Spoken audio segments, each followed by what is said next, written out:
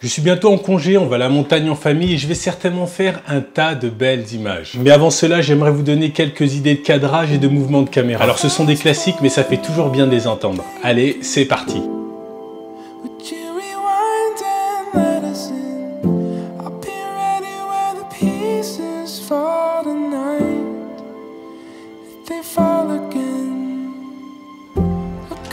Bonjour les filmmakers, j'espère que vous allez bien. Aujourd'hui, je vous parle des différents types de cadrage et des mouvements de caméra. Le plus important, je vous montre comment j'utilise ces plans pour raconter mes histoires. Vous le savez déjà, les différents types de plans font partie de la technique de composition. Chaque plan est utilisé pour mettre en évidence un certain type d'élément dans une image.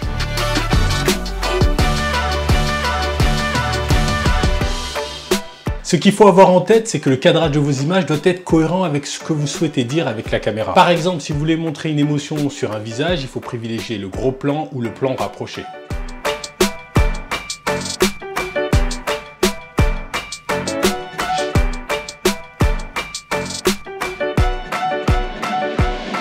Alors le très gros plan est utilisé pour montrer un détail, un élément important.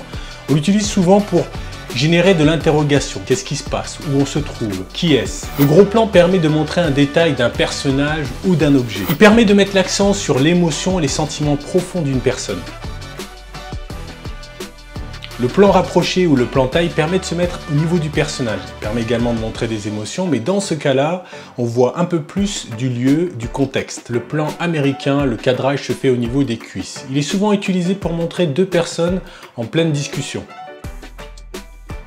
Dans le plan moyen, on voit la personne de la tête aux pieds. En général, ça permet d'introduire une personne, on voit la personne réaliser une action. Le plan large permet de montrer un lieu spécifique, une rue, une maison, un jardin.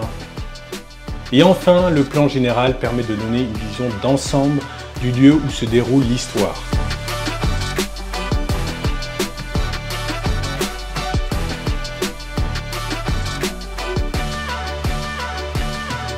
Pour les mouvements de caméra, c'est plutôt simple. Il existe 3 mouvements de caméra qui se déclinent de différentes façons. Le panoramique, le travelling et le zoom. Le panoramique se décline en 4 mouvements, de gauche à droite, de droite à gauche, de haut en bas et de bas en haut. Le zoom est plutôt simple, il se décline de 2 façons, avant et arrière. Pour le travelling, la caméra se déplace. Donc elle peut bouger en avant ou en arrière, en haut ou en bas, et latéralement. Alors bien sûr, ces mouvements de caméra se combinent et les combinaisons sont presque illimitées. Alors on arrive à la partie la plus intéressante de la vidéo. Une fois que vous avez vos différents plans et vos différents mouvements de caméra, eh bien, il faut choisir comment tout ça va s'enchaîner pour créer votre histoire. Le principe de montage est plutôt simple. Vous passez d'un plan à un autre, ou d'un mouvement de caméra à un autre. Pour créer de belles transitions, je vous conseille de commencer un mouvement de caméra dans un plan et de finir le mouvement dans un autre plan. Au niveau organisation des plans, j'ai l'habitude de commencer par du détail, des très gros plans ou des gros plans, voire des plans rapprochés.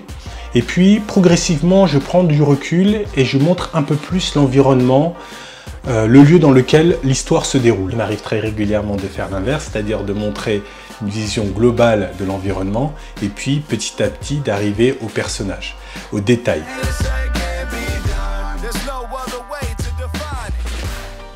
Voilà, c'est tout. N'hésite pas à partager tes astuces de composition, de montage, de plan, de mouvement de caméra.